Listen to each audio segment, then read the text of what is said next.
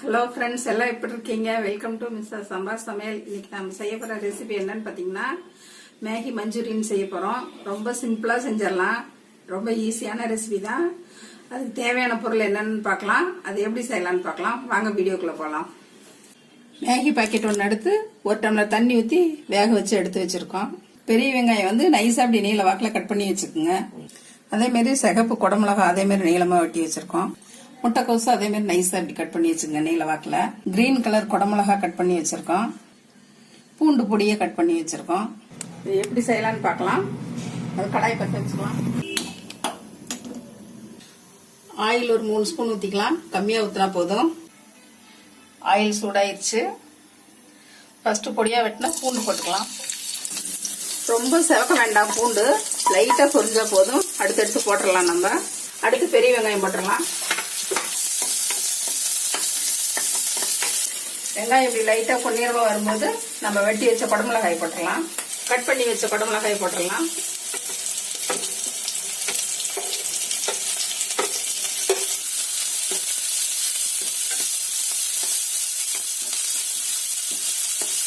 Cut பண்ணி வச்ச முட்டைக்கோஸ் போட்டுடலாம்.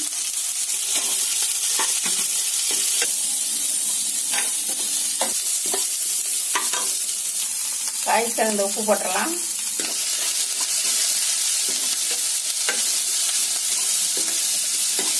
சில்லி பிளாஸ் கொஞ்சம் போடலாம் காரத்துக்கு. வரமிளகா வறுத்து பொடி பண்ணி வச்சது. அவங்க காரத்துக்கு தகுந்த போட்டுக்குங்க. இப்போ வந்து லைட்டா green chilli sauce, tomato sauce கொஞ்சம் வைக்கலாம்.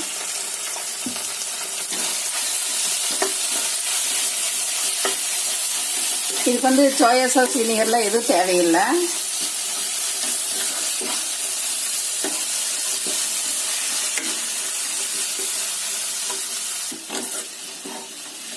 ஒரு 2 நிமிஷம் எல்லாமே ஒன்றா மிக்ஸ் பண்ணிக்கலாம்.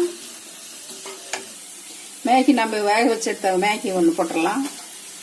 Maggi masala packet.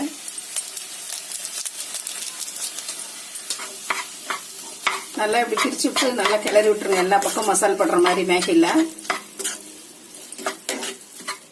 காரம் வேணுங்கிறதுக்காக நாங்கள் சில்லி சாஸும் சில்லி ஃபிளாக்ஸும் போட்டுக்கிட்டோம். உங்களுக்கு காரம் வேண்டாட்டி ஏதோ ஒன்று போட்டுக்கிட்டீங்கன்னா கூட போதும். டேஸ்டாக தான் இருக்கும்.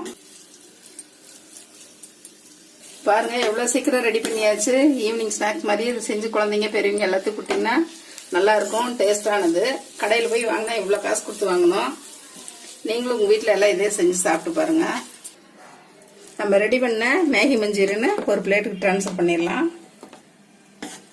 ஒரு பாக்கெட்டுக்கே எவ்வளோ வந்திருக்குது பாருங்க.